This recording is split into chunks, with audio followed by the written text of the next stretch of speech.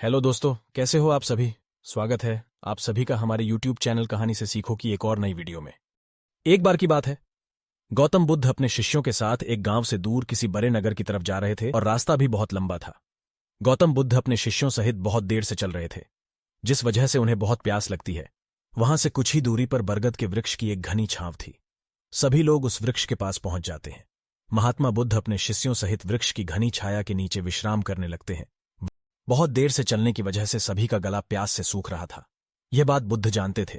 बुद्ध ने अपने एक शिष्य को कहा, आप इस बरगद की छाया से 20 कदम दूर जाकर बरगद की 2 बार परिक्रमा करके वापस आओ। शिष्य वैसा ही करता है जैसा बुद्ध ने बताया। परिक्रमा के बाद जब शिष्य महात्मा बुद्ध के पास आया तो बुद्ध बोले कि क्या आपको किसी ठंडी हवा का अनुभव हुआ था। शिष्य बोला, हाँ महात्मा बुद्ध, उस उत्तर दिशा की तरफ से मुझे कुछ ठंडी हवा की अनुभव हुआ था।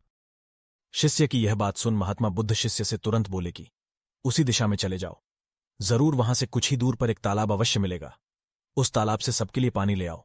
शिष्य उसी दिशा में जब कुछ दूर जाता है तो वहां सच में एक तालाब होता है।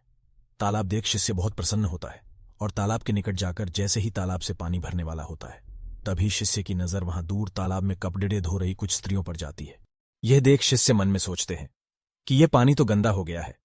लेकिन जब शिष्य ध्यान से तालाब के पानी को देखते हैं कि अभी भी तालाब का कुछ पानी साफ है, इतने में 2 बैलगाड़ी जोर से तालाब के किनारे से होती हुई निकल जाती है। बैलगाड़ी के पहिए तालाब की मिट्टी के ऊपर इतनी जोर से निकलते हैं कि तालाब के नीचे बैठी बहुत सारी मिट्टी तालाब के ऊपर आ जाती है, जिस वजह से तालाब का बचा हुआ पानी भी गंदा हो जाता है। यह देख शिष्य बिना पानी लिए क्रोध में महात्मा बुद्ध के पास वापस चला जाता है। शिष्य बदरडे ही निराशा भाव से महात्मा बुद्ध को सब बात बताता है। शिष्य की बातें सुन सभी शिष्य बोलते हैं कि हमें तुरंत यहां से निकलना चाहिए, किसी दूसरी जगह पानी की खोज करनी चाहिए, वरना प्यास के मारे जान निकाल जाएगी। इधर महात्मा बुद्ध सभी को शांत होने के लिए कहते हैं और बोलते हैं कि धीरज रखो, कुछ देर यही बैठो, उचित समय आने तक संयम बनाए रखो। सभी महात्मा बुद्ध की बात सुनकर शांत हो जाते हैं और वहीं बैठ जाते हैं। कुछ समय बीत जाने के बाद महात्मा बुद्ध फिर से अपने शिष्य को उसी तालाब से पानी लाने के लिए कहते हैं। शिष्य बिना कोई सवाल किए उसी तालाब से पानी लेने के लिए फिर से चला जाता है। तालाब की हालत देख शिष्य को यकीन नहीं होता। तालाब का पानी पूरी तरह से साफ होता है। यह देख शिष्य बहुत खुश होता है और पानी भरकर महात्मा बुद्ध के पास जाता है। सभी पानी पीकर अपनी प्यास बुझते हैं। लेकिन अभी भी सबके मन में यह एक सवाल था कि आखिर यह चमत्कार हुआ कैसे। तालाब का सब पानी तो गंदा था। उन्हें लगा कि जरूर यह बुद्ध की शक्ति है। इनमें एक शिष्य ने यह सवाल महात्मा बुद्ध से पूछ ही लिया कि यह चमत्कार आपने कैसे किया। शिष्य को जवाब देते हुए महात्मा बुद्ध बोले कि यह कोई चमत्कार नहीं है, यह आपके सब्र का फल है। यह फल है आपके सब्र बनाए रखते हुए उचित समय के इंतजार का। जितनी देर हम सब लोगों ने सब्र किया, उतनी देर तक तालाब के पानी के ऊपर तैर रहे सभी गंदे तत्व और मिट्टी तालाब के पानी के नीचे बैठ रहे थे। फिर कुछ देर बाद शिष्य जब वहां तालाब के पास पहुंचा, तब तक सब दूषित कण नीचे बैठ चुके थे, जिस वजह से तालाब का पानी पहले की तरह साफ हो चुका था तथा तालाब साफ दिखाई दे रहा था।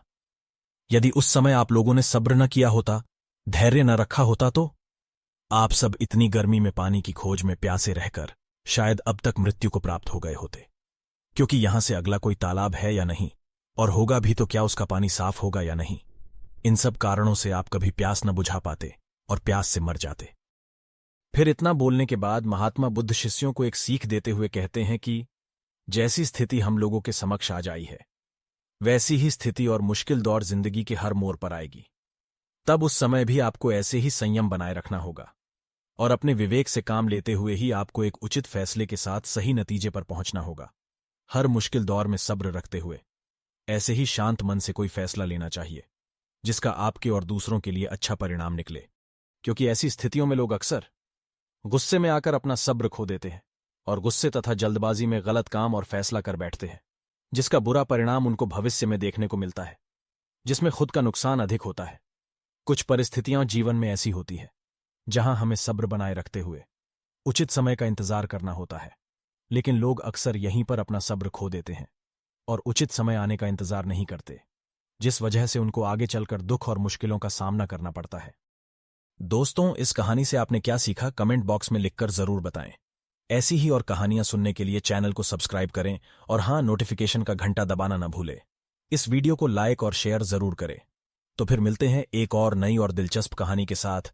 आप सभी अपना ख्याल रखें, हमेशा खुश और स्वस्थ रहे। इसी मनोकामना के साथ कहानी सुनने के लिए आप सभी का बहुत बहुत धन्यवाद।